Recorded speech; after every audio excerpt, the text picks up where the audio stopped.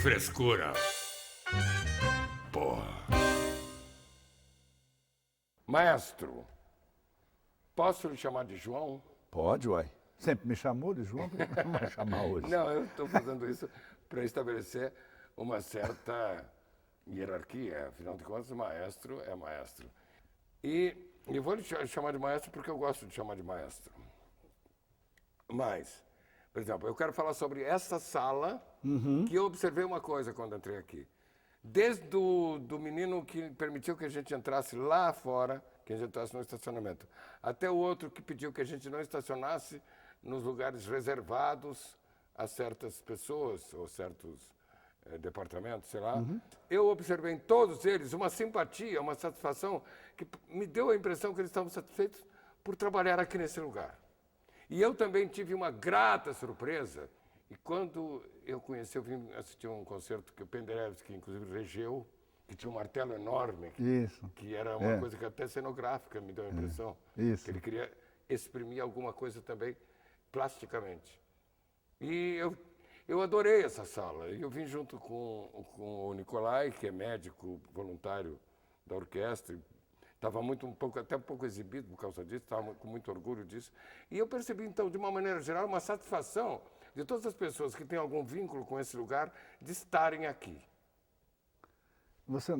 Eu acho que é bastante óbvio isso também, com orquestras, se você falar com orquestras, se você falar com o pessoal que trabalha na administração da orquestra, é que eu costumo dizer que isso aqui, na verdade, infelizmente, é uma ilha. A Sala São Paulo e a orquestra... Poderia-se dizer também uma bolha. Uma bolha, um cocoon, né?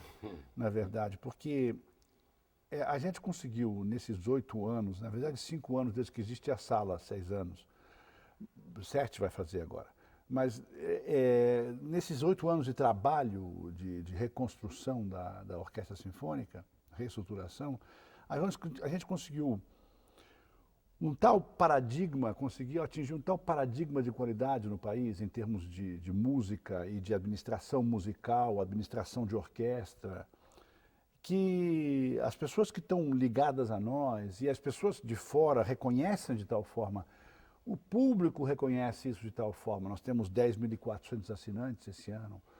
Assinantes, como é que a gente é assinante? Assinante, você assina no início do ano um número X de concerto que você compra antes e tem o seu lugar marcado. Isso, de certa maneira, patrocina e dá uma certa segurança financeira.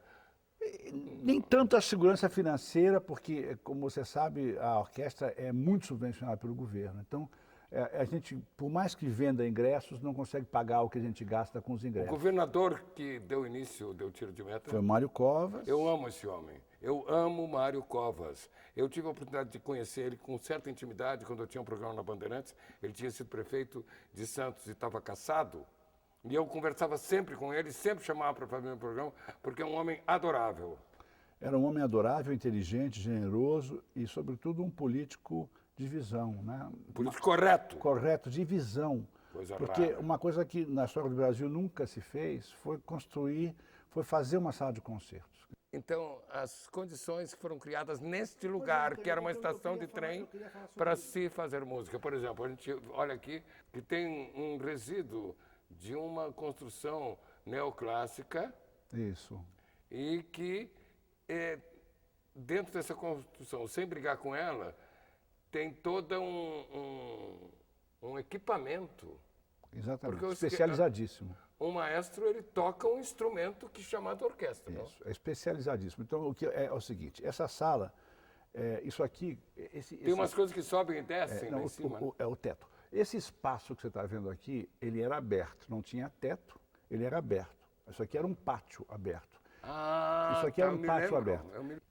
Quando o arquiteto, o engenheiro acústico, que esteve comigo aqui no Brasil em 1997 para procurar espaços em São Paulo para abrigar a Orquestra Sinfônica do Estado, que era uma das condições que eu tinha colocado para vir para cá, era conseguir uma casa, uma sede para a orquestra, ele viu esse espaço aberto e ele teve a visão, ele entendeu que isso aqui é o espaço ideal para uma acústica de concerto, chama-se caixa de sapatos. João, eu tenho uma impressão que acústica tem um aspecto empírico e um aspecto teórico. Eu acho que o aspecto empírico predomina. Não. Isso é uma falácia. É uma falácia. É bom que você me corrija, porque Isso é uma falácia. Vou dizer por quê. Porque durante muitos e muitos séculos o aspecto empírico predominou, realmente.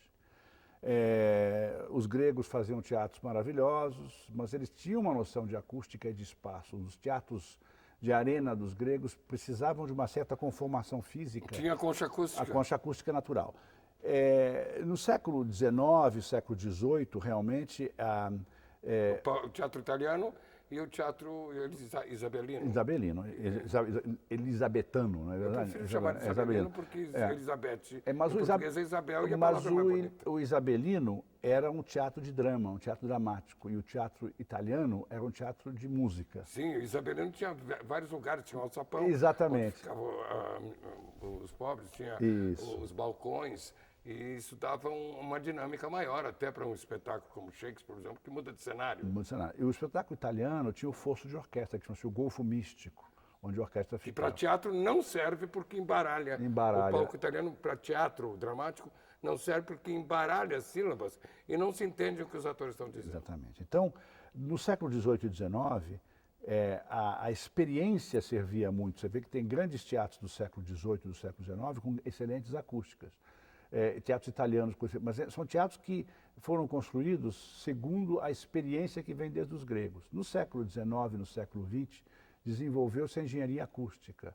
E essa engenharia acústica, sobretudo na segunda metade do século XX, fez progressos enormes, a ponto de usar, já se pode usar pequenos, mínimos equipamentos eletrônicos numa sala sem acústica para provê-la de uma boa acústica. Isso não é, na verdade, amplificação no sentido eletrônico, mas é uma espécie de reorganização acústica da sala. Hoje em dia tem algumas empresas no mundo que são altamente especializadas e que sabem como construir uma...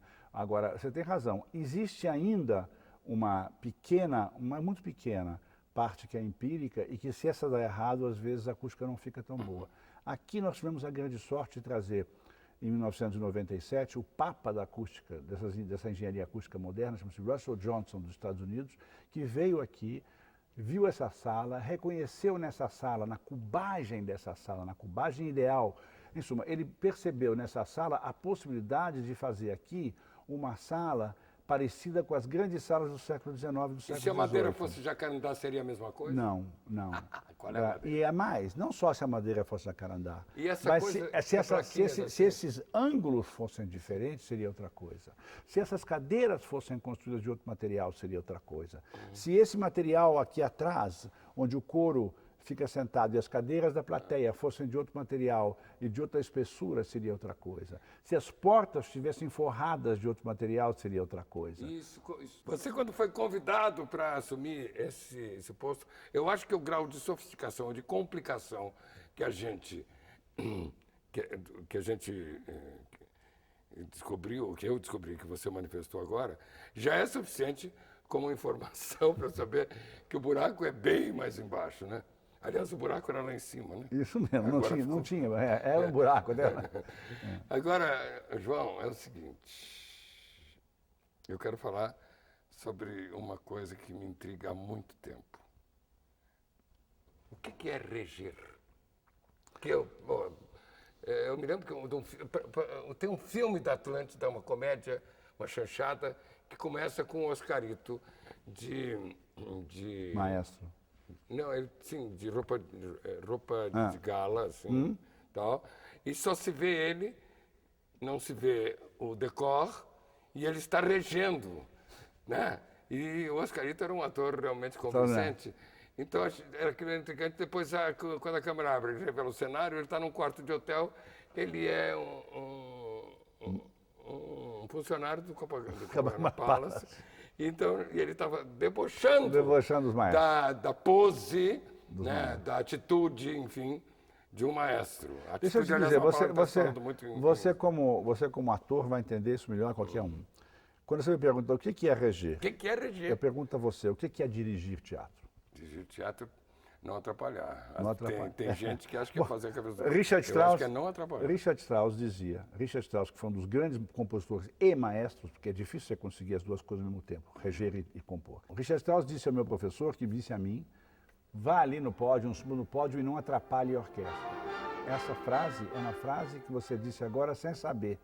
Mas, na verdade, o primeiro grande conselho que eu tive do meu professor de inglês é não atrapalhe a orquestra. O que o diretor faz? O diretor conhece o texto da peça, ele não pode deixar com que cada um dos atores, por mais geniais que eles sejam, decida por si próprio como atuar naquele texto, ou seja, ele precisa, de certa forma, organizar quanto mais atores, mais organização, porque senão é um caos, quer dizer, cada um tem a sua interpretação, cada um tem a sua maneira de dizer, cada um tem a sua maneira de entrar, a hora que acha que deve ajoelhar ou levantar, ou fazer, ou falar, ou como, olhar, ou dar tempo, ou fazer a piada. Isso tudo depende um pouco desse guarda de trânsito, que é o diretor, que está ali e diz, olha, atenção, a proposta aqui geral é essa. Para evitar que os atores se choquem. Que choquem, na verdade. Que haja acidentes. É como se o trânsito pudesse ser regido. Eu acho que teria muito menos acidentes se, exatamente. se o guarda fosse ser um regente. Então, também. E na verdade o regente da orquestra, ele começou assim, ou seja, quando a orquestra começou a crescer muito e as pessoas já não se ouviam mais, ou seja, os músicos na orquestra já não tinham mais um contato direto, era preciso alguém que marcasse o ritmo ali na frente só. E o regente começou com uma pessoa que marcava o ritmo, nada mais. Ele marcava o ritmo, não dizia nada. Ele batia com um bastão no chão. Aliás, tem uma história engraçada, porque o Lully, que foi um regente também, ele batia com o bastão no chão, onde ele acertou o pé e morreu de gangrena. É verdade, essa é uma história engraçada. Então, o regente, ele é uma espécie de elemento catalisador, ele ensaia, ele propõe uma interpretação que é aceita mais ou menos pela orquestra, quanto mais melhor, e depois, na hora do concerto, ele procura simplesmente transmitir com um gesto, com um olhar, com um movimento, essa interpretação que foi estudada durante os ensaios. Quanto mais complicada a obra, evidentemente, mais necessidade de um regente, porque cada vez mais ela fica sofisticada nos seus detalhes. Se fala até assim, que tem a interpretação do Von Karajan de obras românticas e que ele não era bom em romântico. Também tem isso, o maestro pode imprimir certo estilo. Deve, evidentemente. E assim como o diretor também pode imprimir um certo estilo na peça, né? Ele pode fazer mais comédia, mais drama. O Jerry fez três direções de 6 personagens. Por exemplo, em busca de do Pirandello, as 3 diferentes, completamente diferentes, exatamente. Então, isso é muito importante. O maestro também pode fazer 3 interpretações diferentes de uma certa obra. Evidentemente que a base da obra, aquilo que está escrito, não se pode mudar. Porra.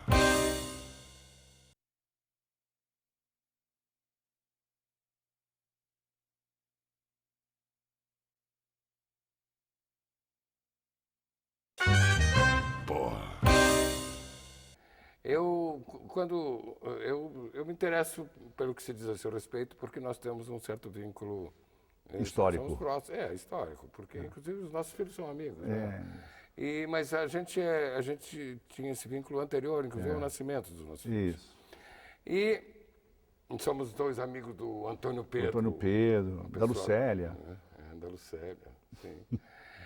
E eu ouvi assim, o Nashville está ganhando uma nota preta, não sei o quê. Como se, quer dizer, ninguém acha espantoso que o Ronaldinho Gaúcho tenha sido vendido por 30 milhões de dólares. Isso até parece lavagem de dinheiro, porque é um ser humano que pode se quebrar, que tá, sei lá. Mas, quer dizer, ninguém atribui, sempre que havia assim uma carga em cima de que, porra, como é que paga isso para um cara que fica lá? Né? E eu sei que houve uma coisa maldosa com relação a você, uma matéria da Folha, assim. O que acontece é o seguinte, eu já tive inquéritos no Ministério Público, fui absolvido de tudo, de maneira que não há mais nada pendente.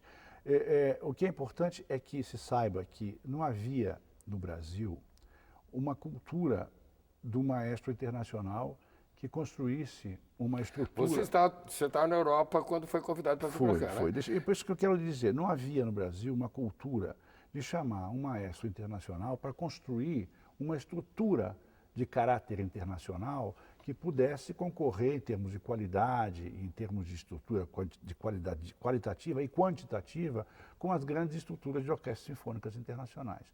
Então, se eu estou falando agora aqui de Filarmônica de Nova York, estou falando aqui de Chicago, estou falando de Viena, estou falando de Londres, uma das grandes orquestras sinfônicas do mundo, e a ideia do Mário Covas, quando me chamou, foi criar uma estrutura que pudesse se comparar a essas grandes estruturas. Se você for olhar nessas grandes estruturas, todas elas, o Scala de Milão, tem à frente delas um diretor artístico que é muito bem remunerado, muito bem remunerado.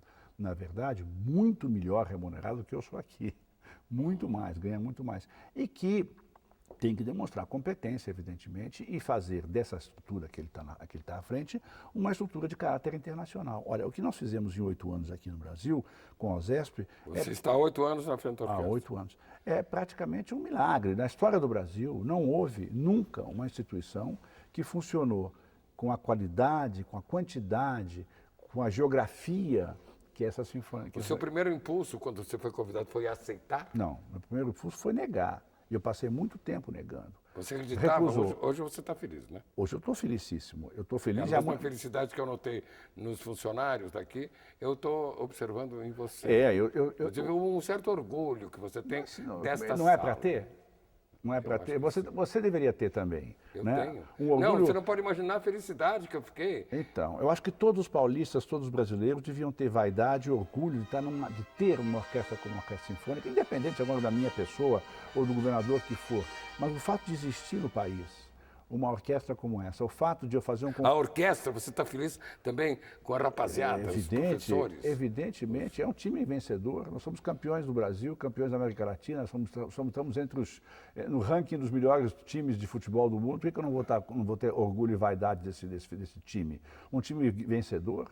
É um time que, como o Milan na Itália, sei lá, Real Madrid. como o Real Madrid, é um time de campeões. Então, é claro que todo o país, a Espanha inteira, não vai deixar com que o Real Madrid acabe. Eu espero que o Brasil não permita que a OSESP jamais acabe, porque ela é o Real Madrid do futebol, da música brasileira. Ela é a seleção brasileira. É a seleção brasileira. Você gostaria, alguém pergunta quanto ganha o técnico da seleção? Não. Alguém discute o salário do técnico da seleção? João, se falou também na imprensa... Diga. Você quer terminar? Não, só quero dizer isso. Eu quero dizer, então, que como não existia essa cultura de uma grande orquestra, também não existia a cultura de um grande diretor de orquestra. Sim. E quando essa cultura, eu implantei, isso agora sem falta de modéstia, eu implantei essa cultura no Brasil, evidentemente que muita gente gritou, assim como grita por qualquer coisa que acontece no Brasil, sempre tem os cães que ladram. Quando foram fazer aquele filme Caiçara, que foi o primeiro grande filme que começou o cinema brasileiro, lá em Ilhabela, a imprensa deu a notícia que havia um piquenique de granfinos em Ilhabela. Você imagina, né? Olha só, agora, uma outra coisa que se falou muito foi sobre um concurso que houve o ano passado para o assistente. Isso. E que você não aprovou ninguém. Quer dizer, na verdade, essas coisas são coisas que acabam virando mito e lenda, né? Eu li hoje na Folha que foi aprovado um cara. Mas já... É bom que se diga isso hoje, porque acabamos de aprovar um assistente. O problema não é esse. Aqui existe um júri e existe uma orquestra que também vota. O ano passado fizemos... os professores também votam? Também votam, e tem uma voz ativa. Mas também o ano passado também era uma comissão, digamos claro, assim. É um júri. De notáveis.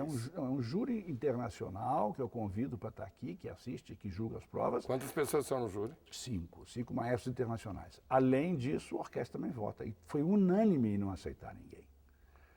Unânime. Mas também se ensinou que, quando não tem um assistente, muitos músicos exercem essa função ad hoc, então que houve um certo excesso de rigor da parte dos componentes da orquestra. Não. Aqui é preciso que a orquestra tenha uma empatia com o maestro, senão é uma tragédia. Você não sabe, o pior inferno do mundo é uma... Você viu o filme do Fellini?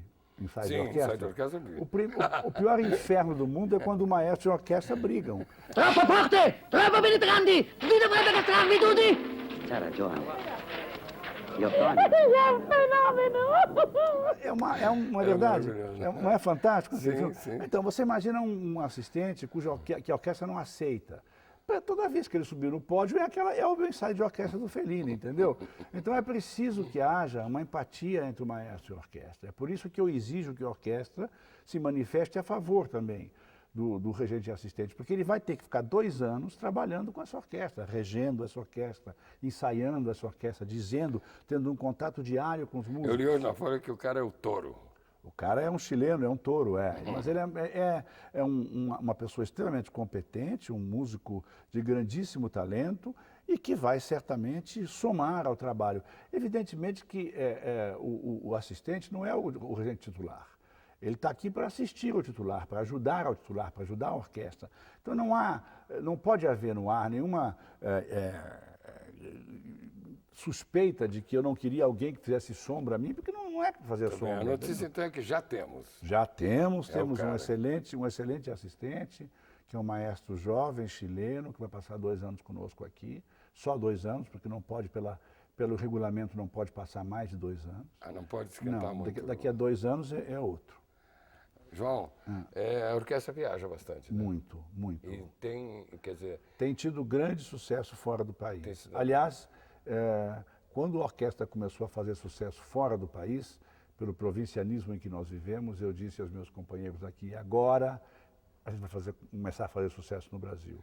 Foi quando começaram a chegar os ecos dos nossos triunfos nos Estados Unidos e na Europa. Os compositores brasileiros, Nós temos gravado constantemente músicos brasileiros. A nossa orquestra grava um número grande de CDs por ano, por volta de 8 a 10 CDs, o que é incomum nas orquestras. Essas edições são de... Nós temos duas edições diferentes. Uma é uma parceria que nós temos com um selo sueco, chamado BIS, com o qual nós gravamos para o mundo inteiro, que distribui no mundo inteiro. Essa parceria é para fazer música brasileira para o mundo inteiro. Nós gravamos Vila, Camargo, Mignone, Santoro, Francisco Braga, Guerra Peixe, Nepomuceno, Henrique Oswald. Então, esses são e temos um selo, uma parceria com o selo Biscoito Fino aqui no Brasil, que você conhece bem, e que tem um departamento que chama-se Biscoito Clássico. E com eles nós gravamos música clássica para vender a preços acessíveis ao público brasileiro e ao nosso público, porque nós temos, como te disse, 10.400 assinantes que vendem muito, compram muito bem os nossos discos. Então, por enquanto, está tudo bem. E há perspectivas? Nós acabamos de assinar um contrato com o governo do Estado de São Paulo. Eu falo especificamente com o governo, porque é esse governo, mas é o governo, pode ser o próximo governo. Não sei quem será o próximo governo, mas nós temos um contrato de 5 anos com o governo, um contrato de gestão, em que a fundação recebe, nesse contrato de gestão, uma quantia X e nós somos obrigados também a captar, além disso, ou a fazer dinheiro, uma quantia X, e durante esses 5 anos nós temos garantia de sobrevivência e boa sobrevivência, dentro dos padrões de qualidade que eu tenho imposto aqui dentro. Acho eu que nesses 8 anos e nos próximos 5 anos que a gente vai trabalhar, a orquestra atingirá um nível de excelência e qualidade, de reconhecimento, capilaridade social, na verdade eu digo isso, quer dizer, uma orquestra não sobrevive porque o governo quer, a orquestra sobrevive porque a cidade quer. Assim como o Real Madrid não sobrevive porque um sujeito quer, mas porque o país quer, porque a cidade quer. Assim, a OSESP, ela sobrevive hoje em dia porque a sociedade paulista reconhece na OSESP um motivo de orgulho e vaidade, como você mesmo disse. João, eu só tenho que te agradecer. Muito obrigado por essa entrevista e obrigado como participante da população do Brasil pelo fato de você também estar democratizando a música erudita. Muito obrigado. Obrigado a você, meu caro.